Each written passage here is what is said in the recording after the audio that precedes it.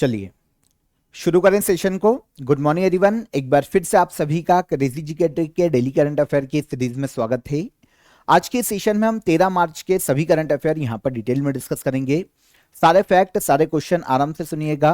PDF और mock test आपको application पर मिल जाएगा। क्रेजी जीके ट्रिक एप्लीकेशन को आप चेकआउट कीजिए। तब तक आइए 13 मार्च का सबसे पहला इंपॉर्टेंट क्वेश्चन यहां पर हम देख लेते हैं।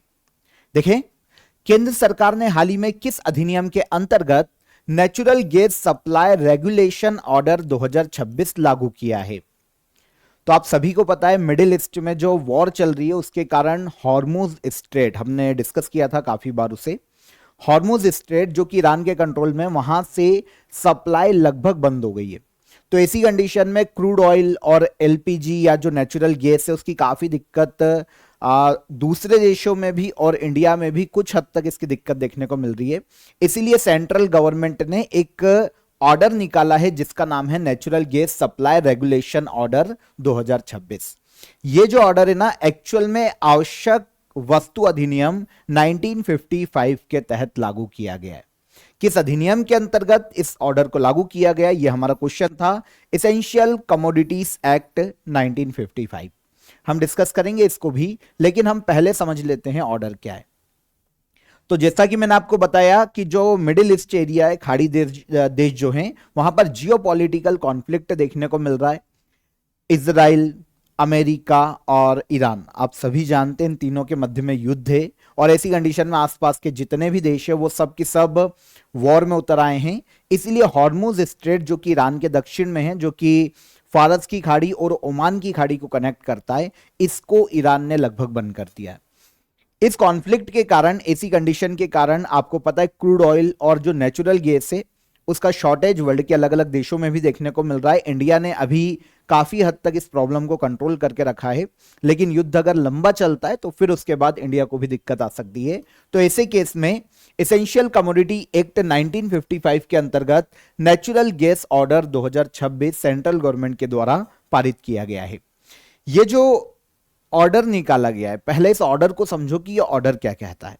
एक्चुअल में ऑर्डर कहता है 4 प्रायोरिटी लेवल्स इस ऑर्डर के तहत तय किए गए हैं। गैस डिस्ट्रीब्यूशन के, गैस आवंटन के 4 प्रायोरिटी लेवल्स तय किए गए कि क्या हमारी प्रायोरिटी है, से 4 प्रायोरिटी लेवल्स बनाए गए हैं। सबसे पहले 100% जिनको नेचुरल गैस दी जाएगी वो है प्रायोरिटी सेक्टर 1 एलोकेशन।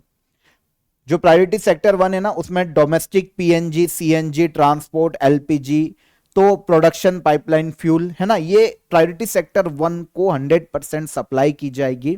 यहां पर जो सप्लाई किया जाने वाला है वो लास्ट के 6 मंथ के एवरेज गैस यूज के आधार पर तय होगा। तो जो प्रायोरिटी सेक्टर 1 में उनको 100% जो नेचुरल गैस है वो प्रोवाइड की जाएगी। सेकंड में प्रायोरिटी सेक्टर सेकंड आता है जिससे 70% तक प्रोवाइड किया जाएगा नेचुरल गैस, जो कि 6 महीने का उनका एवरेज गैस यूजेस होगा। उसमें फर्टिलाइजर प्लांट आ जाते हैं, है ना। तो ऐसी चीजें प्रायोरिटी सेक्टर सेकंड में रखी गई है। 70% तक इनको सप्लाई की जाएगी।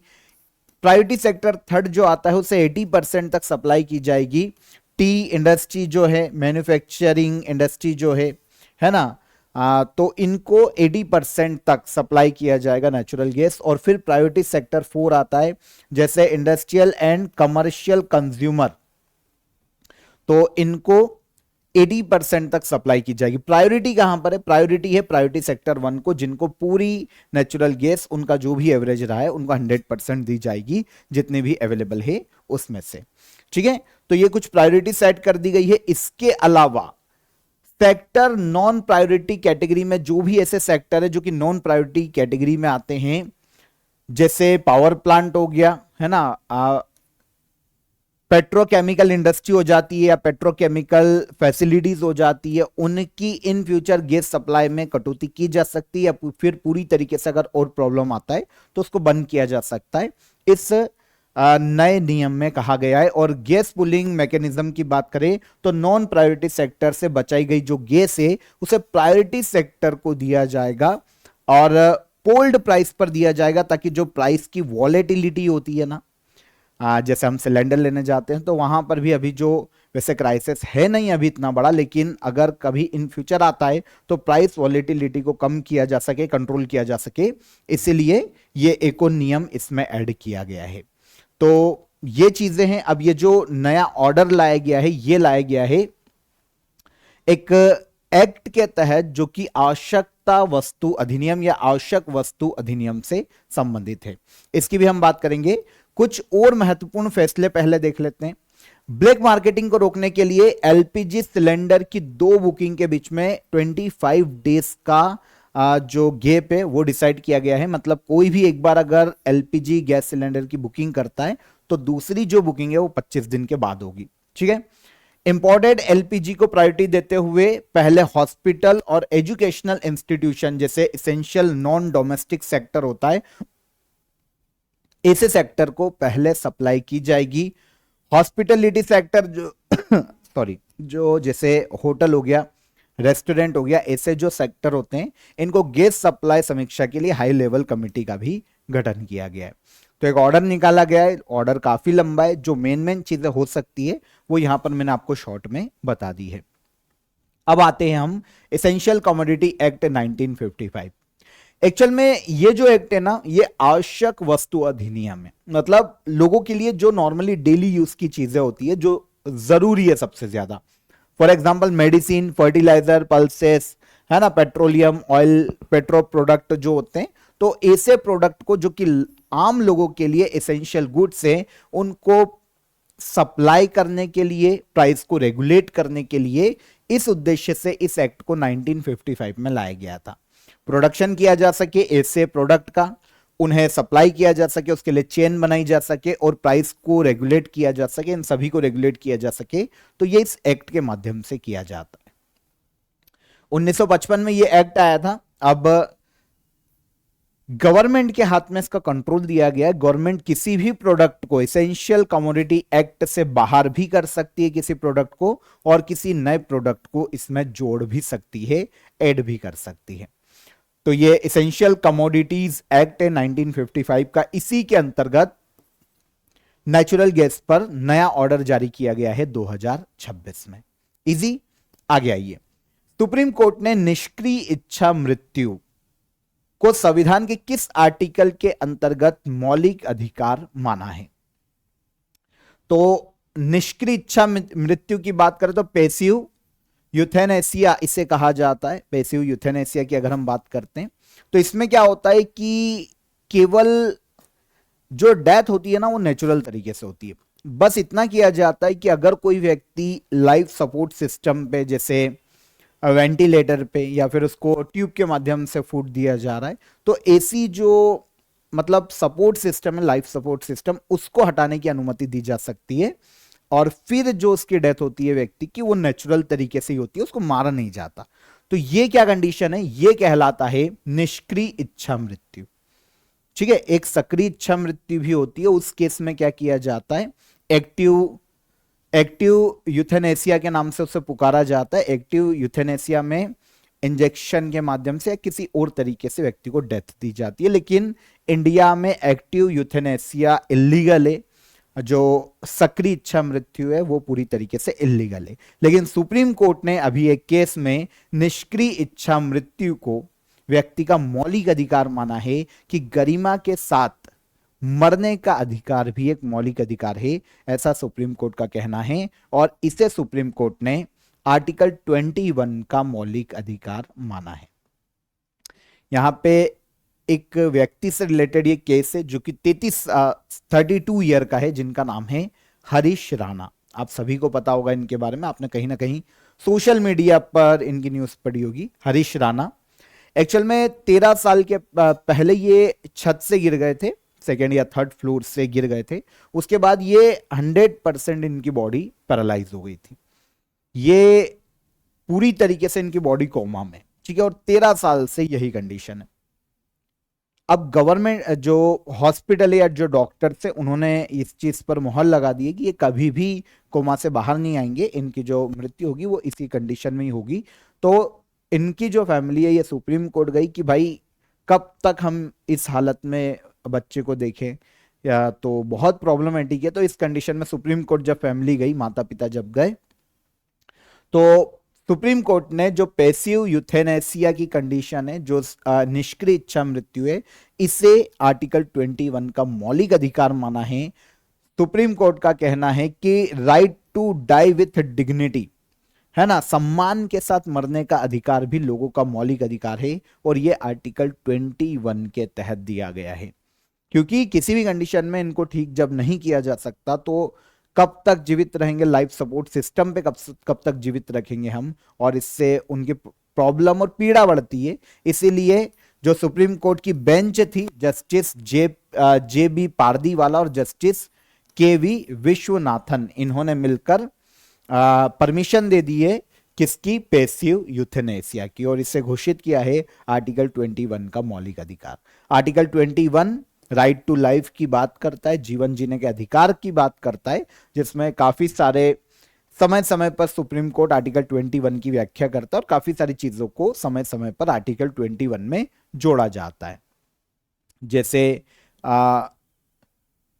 काफी सारे, राइट टू क्लोथ्स हो गया, राइट टू फूड हो गया, राइट टू एजुकेशन हो गया, राइट टू फ्रेश वाटर हो गया, राइट टू फ्रेश एयर हो गया, ये सब मौलिक अधिकार है ना। ये सब समय समय पर सुप्रीम कोर्ट ने आर्टिकल 21 में जोड़े हैं। अब उसी के साथ अब right to die with dignity को भी आर्टिकल 21 का मौलिक अधिकार माना है सुप्रीम कोर्ट ने। तो आई होप आपको केस भी समझ में आ गया होगा, और पैसिव यूथेनेसिया और एक्टिव यूथेनेसिया की कंडीशन क्या होती है ये भी आपको समझ में आ गया होगा। पैसिव यूथेनेसिया की जब हम बात करते हैं तो इसमें लाइफ सपोर्ट सिस्टम हटाया जाता है, मारा नहीं जाता है, और फिर जो व्यक्ति है वो डायरेक्ट नेचुरल इलनेस के कारण उनकी डेथ होती है। और एक्टिव यूथेनेसिया इंडिया में बैन है, इंजेक्शन देकर या किसी और तरीके से व्यक्ति को नहीं मारा जा सकता। एक ही कंडीशन है इंडियन कॉन्स्टिट्यूशन में, हमारे जो लॉ है उसमें एक ही कंडीशन है, फांसी की सजा के तहत किसी को हैंग किया जा सकता है, फांसी पर लटकाया जा सकता है, और कोई तरीका नहीं है इंडिया में डेथ देने का, ठीक है, बाकी सब इलीगल। आगे बढ़ेंगे। नीति आयोग द्वारा जारी राजकोषीय स्वास्थ्य सूचकांक 2026 में किस राज्य ने शीर्ष स्थान प्राप्त किया है? तो ये फिजिकल हेल्थ इंडेक्स है जो कि नीति आयोग के द्वारा जारी किया जाता है। दूसरा एडिशन है इस बार, लास्ट ईयर पहली बार ही आयोजित किया गया, पहली बार ही जारी किया गया था 2025 में, अब 2026 में दूसरी बार जारी किया जा रहा है फिजिकल हेल्थ इंडेक्स को। और इसमें जिस राज्य ने शीर्ष स्थान प्राप्त किया है यह है ओडिशा राज्य। कौन है? ओडिशा। Physical health index 2026। नई दिल्ली में नीति आयोग के वाइस चेयरमैन सुमन बेरी ने फिजिकल हेल्थ इंडेक्स को जारी किया। 2023-24 के डेटा पर आधारित यह इंडेक्स निकाला गया है, जिसमें बताया गया है कि ओडिशा देश में फिजिकल हेल्थ के मामले में टॉप परफॉर्मर रहा है। यह है क्या, हम आगे बात करेंगे, लेकिन पहले आंसर ले लो। टॉप परफॉर्मर स्टेट कौन? तो यह है ओडिशा। ओडिशा का जो स्कोर है ना 73.1 का स्कोर किया है इसने, ठीक है, स्कोर भी आप छोड़ सकते हो, लेकिन टॉप परफॉर्मर कौन? तो ओडिशा है, इसे याद रखिएगा। अब पहले समझो कि फिजिकल हेल्थ इंडेक्स एक्चुअल में होता क्या है। देखिए, किसी भी राज्य की इकोनॉमिक स्टेबिलिटी कैसी है, उसका फिजिकल हेल्थ कैसा है, मतलब कोई भी राज्य फाइनेंशियली कितना स्ट्रांग है ना, इस आधार पर इस इंडेक्स को निकाला जाता है। अलग अलग कुछ इंडिकेटर से इसको देखने के अभी मैं आपको बताऊंगा। तो फिजिकल हेल्थ इंडेक्स को जारी करने का उद्देश्य है कि राज्यों की फाइनेंशियल गवर्नेंस जो है उसमें सुधार की जा सके और इकोनॉमिक स्टेबिलिटी को बढ़ावा दिया जा सके। इस उद्देश्य से फिजिकल हेल्थ इंडेक्स को निकाला जाता है। 18 राज्यों को वैल्यूएट किया जाता है यहां पर, है ना, जो बड़े 18 राज्य उनको लिया जाता है, और कुछ 5 आधार है जिनके आधार पर, 5 इंडिकेटर्स है जिनके आधार पर राज्यों की फिजिकल हेल्थ देखी जाती है, फाइनेंशियल हेल्थ देखी जाती है। सबसे पहला, क्वालिटी ऑफ फाइनेंशियल स्पेंडिंग। राज्य अपने पैसों को कितनी अच्छी तरीके से और कितने अच्छे कामों में लगा पा रहा है, पहली चीज तो ये। फिर जनरेट रेवेन्यू, राज्यों का रेवेन्यू किन अच्छे सोर्सेस से जनरेट हो रहा है, कितना अच्छा पैसा राज्य जनरेट कर पा रहा है, यह देखा जाता है। राज्य अपने पैसों का सही तरीके से मैनेज कर पा रहा है कि नहीं, अच्छे स्कीम्स में लगा पा रहा है कि नहीं, इसको देखा जाता है।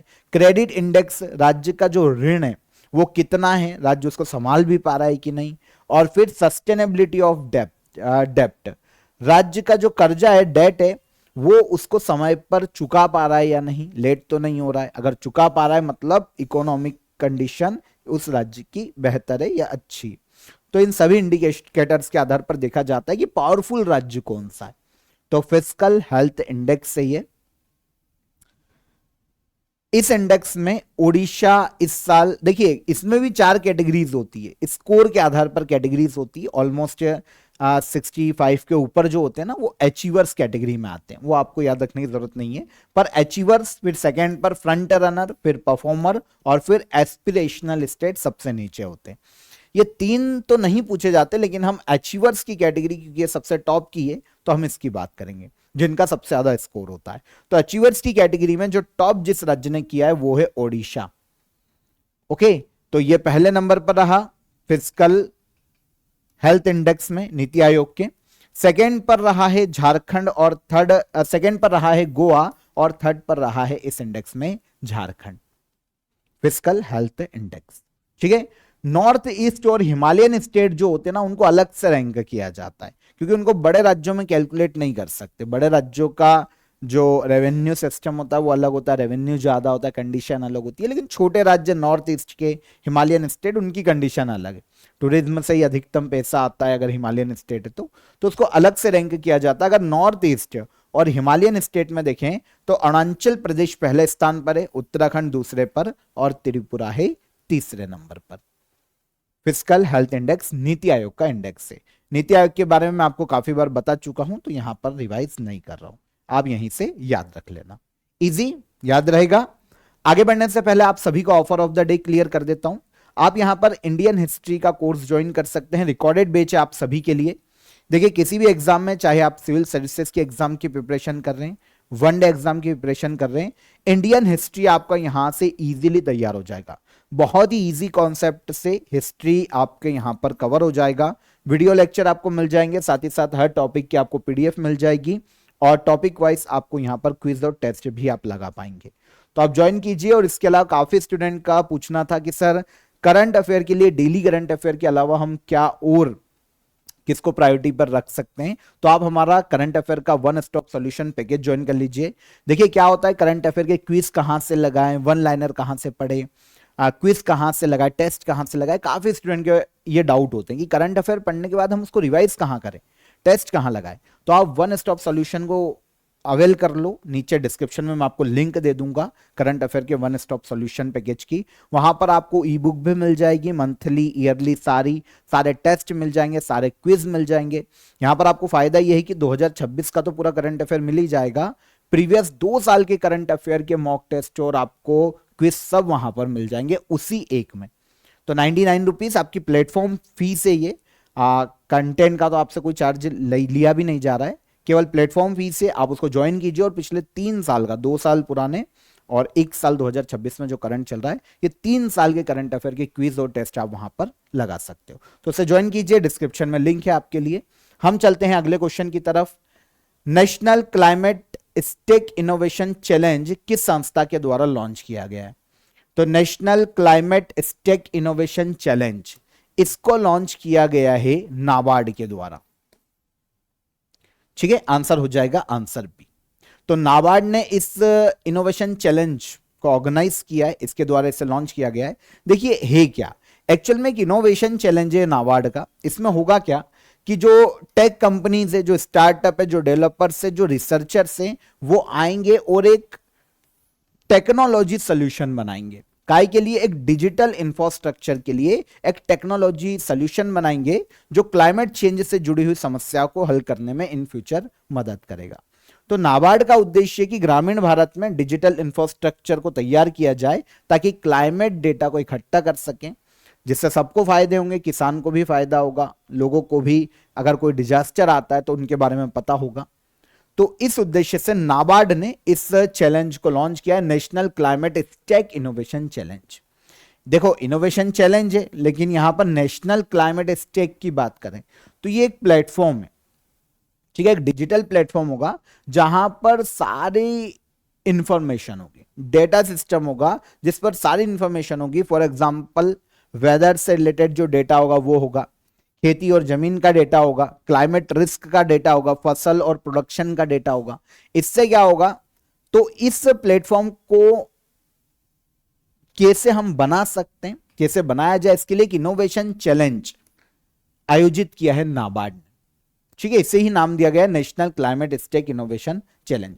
कि सिस्टम को हम कैसे डेवलप कर सकते हैं और कैसे हम टेक्नोलॉजी सोल्यूशन निकाल सकते हैं और एक डिजिटल इंफ्रास्ट्रक्चर हम डेवलप कर सकते हैं हमारे देश के किसानों के लिए और लोगों के लिए ग्रामीण क्षेत्रों में।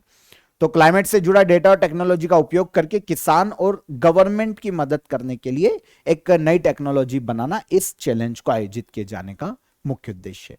तो नाबार्ड ने इसे आयोजित किया। नाबार्ड गवर्नमेंट डेवलपमेंट बैंक है, ये ग्रामीण डेवलपमेंट बैंक के नाम से भी इसे जाना जाता है, national bank for agriculture and rural development. ठीक है ना, ग्रामीण और जो एग्रीकल्चर कृषि क्षेत्र है उसके विकास के लिए एक बैंक है। 12 जुलाई 1982 को इसकी स्थापना की गई थी। स्टैट्यूटरी बॉडी है। नाबार्ड एक्ट 1981 के माध्यम से नाबार्ड बना है। हेडक्वार्टर महाराष्ट्र के मुंबई में देखने को मिलता है। ठीक है ना, एग्रीकल्चर और रूरल एरिया में डेवलपमेंट के लिए लोन देना है ना, फाइनेंशियल हेल्प देना, ये इस बैंक का मुख्य कार्य है। आगे आइए, हरमन कुलके का हाल ही में निधन हो गया। ये किस क्षेत्र से संबंधित है? हरमन कुलके ये बहुत ही फेमस इंडोलॉजी और हिस्टोरियन है, मतलब भारतीय अध्ययनकार या फिर इतिहासकार हम इनको कह सकते हैं। हालांकि ये है कहां के पता है? जर्मनी के। ओके, तो एक बहुत ही फेमस जर्मन हिस्टोरियन और इंडोलॉजिस्ट हरमन कुलके का हाल ही में 87 ईयर की एज में निधन हो गया है। ओडिशा की हिस्ट्री, वहां के कल्चर, जगन्नाथपुरी की जो परंपरा है, इसके बारे में काफी रिसर्च इन्होंने की। इन शॉर्ट, ओडिशा की अगर हिस्ट्री समझना है, उसके कल्चर को समझना है, जगन्नाथपुरी की परंपरा को समझना है, तो इनके जो रिसर्च पेपर है वो ही बेस्ट माने जाते हैं। तो ये बहुत ही फेमस रहे। हालांकि जर्मनी के हिस्टोरियन है हरमन कुलके। तो ओडिशा की संस्कृति और इतिहास के सबसे फेमस रिसर्च स्कॉलर ये माने जाते हैं। हाल ही में इनका निधन हो गया। देखिए, इंडोलॉजी की अगर मतलब देखेंगे, इंडोलॉजी क्या होती है, तो भारत की हिस्ट्री, कल्चर, रिलीजन, लैंग्वेज, इनका अध्ययन करना, ये कहलाता है इंडोलॉजी। फॉर एग्जांपल, एंशिएंट जो टेक्स्ट होते हैं, जो आर्कियोलॉजी, ट्रेडिशन है ना, पॉलिटिकल सिस्टम है, इनके अध्ययन को कहा जाता है इंडोलॉजी। तो हरमन कुलके बर्लिन जर्मनी में इनका जन्म हुआ था, हिस्टोरियन और इंडोलॉजिस्ट।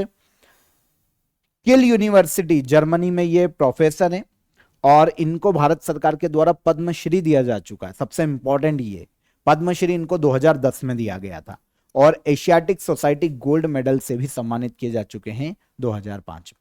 पद्मश्री इंपॉर्टेंट है, 2010 में इनको दिया गया था। हाल ही में निधन हो गया किसका? तो ये है हरमन कुलके।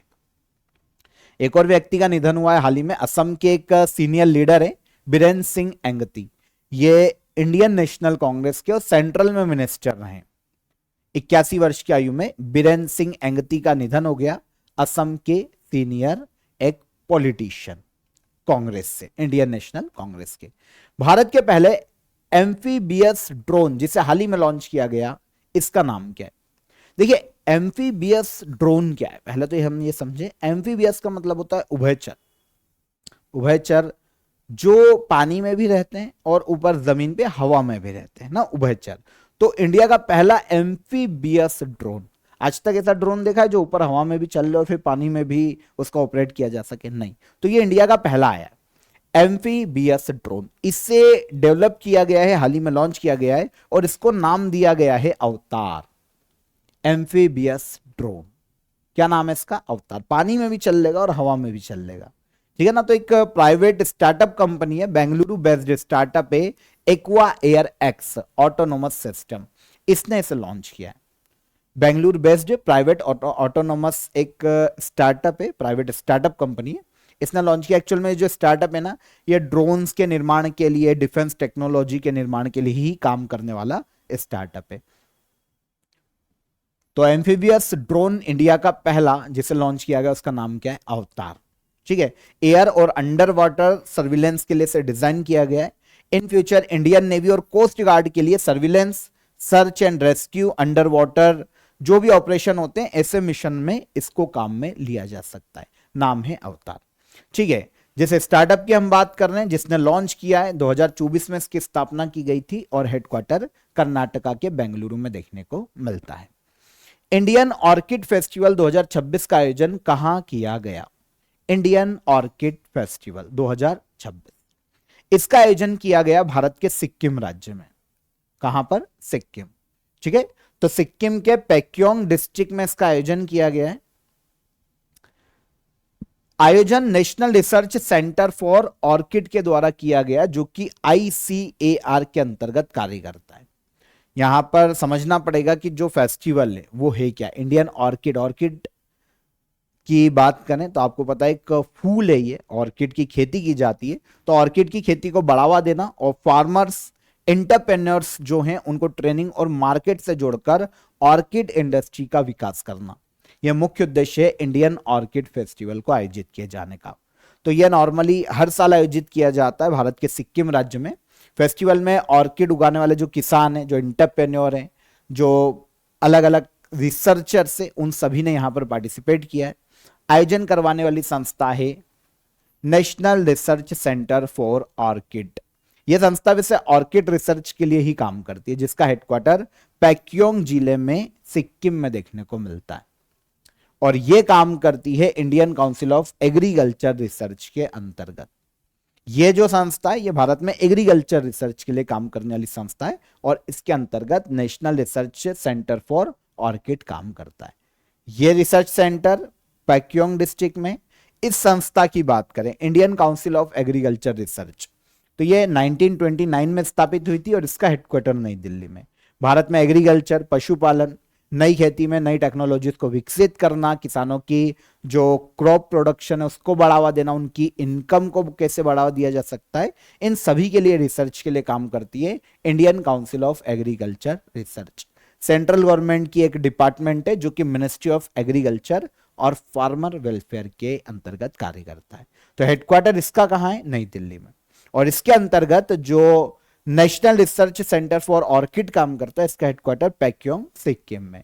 इसीलिए जो ऑर्किड इंडियन ऑर्किड फेस्टिवल आयोजित किया जाता है वो कहां पर? सिक्किम में आयोजित किया गया। ठीक है, आगे चलें।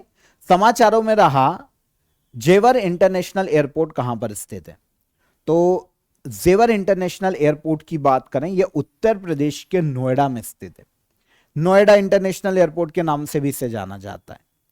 अभी सुर्खियों में क्यों है? Directorate general of civil aviation ने इसे एरोड्रोम लाइसेंस प्रदान किया है। एरोड्रोम लाइसेंस की बात करें ना, तो क्या होता है ना, अगर किसी एयरपोर्ट को एरोड्रोम लाइसेंस मिलता है तब वहां से फिर उड़ानें संचालित करना शुरू की जाती है, उसके पहले नहीं। ओके, तो ये देता कौन है? Directorate general of civil aviation ये लाइसेंस देता है।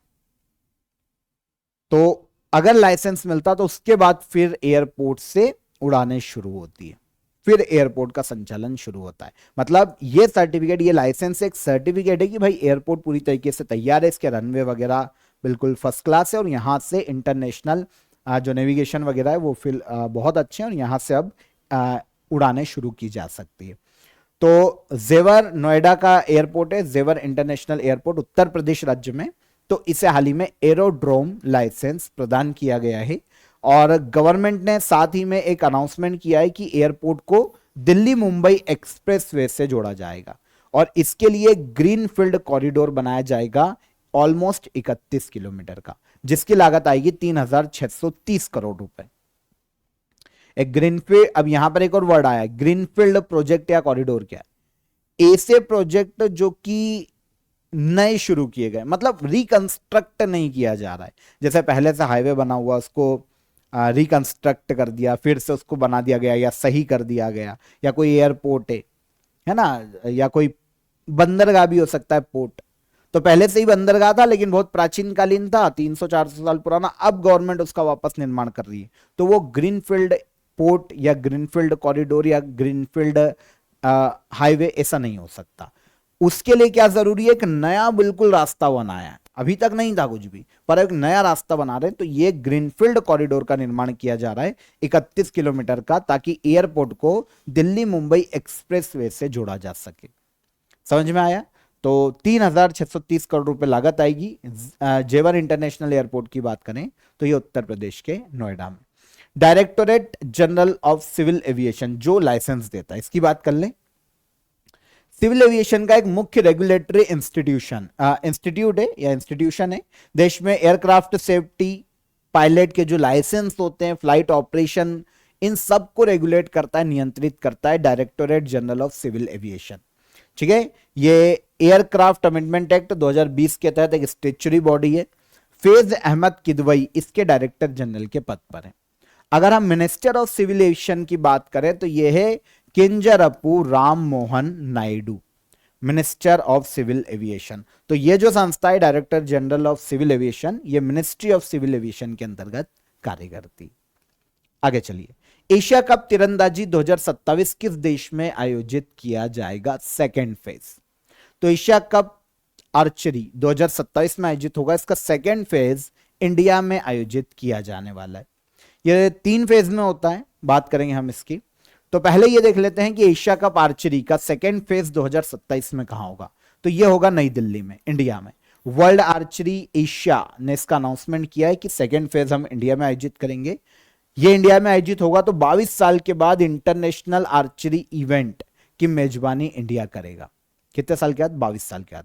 भारत में आखिरी बार 2005 में एशियन आर्चरी चैंपियनशिप की मेजबानी नई दिल्ली को मिली थी, और अब 22 साल के बाद एशिया कप आर्चरी का आयोजन, सेकेंड फेज का आयोजन इंडिया में किया जाएगा। फर्स्ट फेज का होगा, 3 फेज में होता है ये। फर्स्ट फेज होगा थाईलैंड के बैंकॉक में 2027 में, ये मार्च मंथ में हो जाएगा। फिर सेकेंड फेज होगा नई दिल्ली में, और इसका जो फाइनल होगा थर्ड फेज, उसकी अभी आधिकारिक घोषणा नहीं हुई है, तो जब भी होगी हम उसकी बात कर लेंगे। लेकिन सेकेंड फेज कहां होगा? नई दिल्ली। एशिया कप आर्चरी एक आर्चरी इवेंट है, इंटरनेशनल आर्चरी कंपटीशन है। अलग अलग देशों में इसका आयोजन किया जाता है। 3 फेज में यह आयोजित की जाती है। आयोजन करवाने वाली अगर हम देखें, वर्ल्ड आर्चरी एशिया है। Archery association of India India में आर्चरी खेलों को रेगुलेट करने के लिए काम करती है। कौन? Archery association of India. 1973 में इसकी स्थापना की गई थी। इंडिया में जो डोमेस्टिक आर्चरी गेम्स होते हैं ना, वो आर्चरी एसोसिएशन ऑफ इंडिया आयोजित करती है, और यही हमारा आर्चरी जो प्लेयर्स हैं इन सबको रेगुलेट करती है। 1973 में स्थापना, नई दिल्ली में हेडक्वार्टर। अर्जुन मुंडा इसके प्रेसिडेंट है, और सेक्रेटरी वैसे छोड़ दो, प्रेसिडेंट याद रख लो। प्रेसिडेंट कौन है? अर्जुन मुंडा। और वर्ल्ड आर्चरी, वर्ल्ड में आर्चरी खेलों को रेगुलेट करने वाली इंटरनेशनल संस्था, 1931 में इसकी स्थापना की गई थी। वर्ल्ड में जो आर्चरी गेम्स आयोजित होते हैं वो वर्ल्ड आर्चरी रेगुलेट करता है। जैसे क्रिकेट को आईसीसी रेगुलेट करता है, वैसे आर्चरी को, तीरंदाजी को वर्ल्ड आर्चरी रेगुलेट करता है।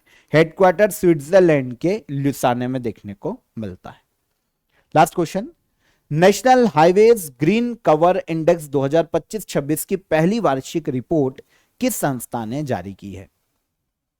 National highways green cover index, ये पहली बार इसकी वार्षिक रिपोर्ट आई है, और ये जो इंडेक्स है ना, इसको जारी किया है national highways authority of India ने। National highways authority of India, ठीक है। देखिए है क्या, इसको समझो।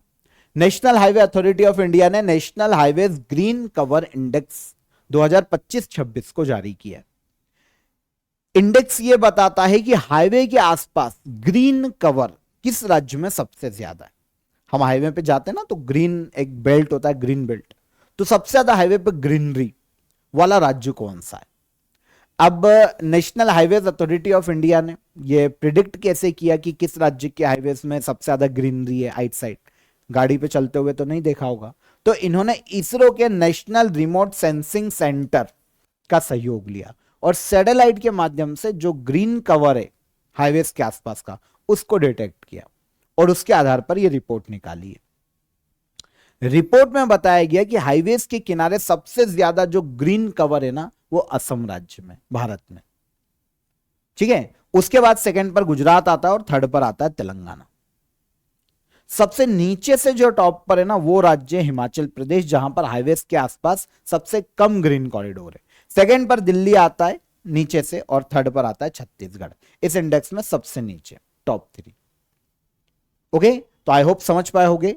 24 राज्यों का लगभग 30,000 किलोमीटर हाईवे को स्कैन किया गया है इस रिपोर्ट में, और फिर इस रिपोर्ट को जारी किया गया national highways authority of India के द्वारा। तो टॉप 3 याद रख लो।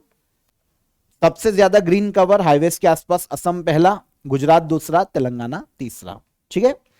और सबसे कम ग्रीन कवर में हिमाचल प्रदेश पहला, दिल्ली दूसरा और छत्तीसगढ़ तीसरा, दिल्ली और छत्तीसगढ़, ठीक है। तो ये हो जाते हैं 13 मार्च के सभी करंट अफेयर, हमने यहां पर डिटेल में डिस्कस किए। अब हम चलते हैं लास्ट डे के करंट अफेयर को रिवाइज कर लेते हैं। केंद्रीय मंत्रिमंडल ने जल जीवन मिशन को किस वर्ष तक बढ़ाने की मंजूरी दी है? तो इसका आंसर है 2028। केंद्रीय मंत्रिमंडल ने मदुरै हवाई अड्डे को इंटरनेशनल एयरपोर्ट घोषित करने की मंजूरी दी। यह किस राज्य में? Tamil Nadu. Cold response military exercise 2026 का आयोजन किस इंटरनेशनल ऑर्गेनाइजेशन द्वारा किया गया? North Atlantic treaty organisation, NATO. Bharat का पहला बैंक कौन सा बना जिसने 10,000 करोड़ के ग्रीन इंफ्रास्ट्रक्चर बॉन्ड जारी किए? तो यह बना है बैंक ऑफ बड़ौदा। धूम्रपान निषेध दिवस 2026 में 11 मार्च को मनाया गया। हाई स्पीड ब्रॉडबैंड कनेक्टिविटी प्रदान करने के लिए प्रोजेक्ट गंगा उत्तर प्रदेश राज्य ने लॉन्च किया है। पीबी शब्द प्लेटफॉर्म जो मीडिया संगठनों को लोगो फ्री न्यूज कंटेंट प्रदान करता है, किस संगठन के द्वारा शुरू किया गया? तो यह है Prasar Bharati. Meta lifetime achievement award 2026 से किसे सम्मानित किया जाएगा? तो यह है अमोल पालेकर, फिल्म अभिनेता और एक्टर डायरेक्टर। विश्व पैरा एथलेटिक्स ग्रैंड प्रिक्स 2026 का आयोजन किस शहर में किया जा रहा है? तो इसका आयोजन नई दिल्ली में किया जा रहा है। इंडिया यूके अचीवर्स अवार्ड 2026 में किस केंद्रीय मंत्री को लंदन में सम्मानित किया गया? तो यह है जयंत चौधरी। ये सारे करंट अफेयर कल के सेशन के क्वेश्चन ऑफ द डे का आंसर देख लो। फिडे वर्ल्ड रैपिड चैंपियनशिप 2025 का विनर मैग्नस कार्लसन थे।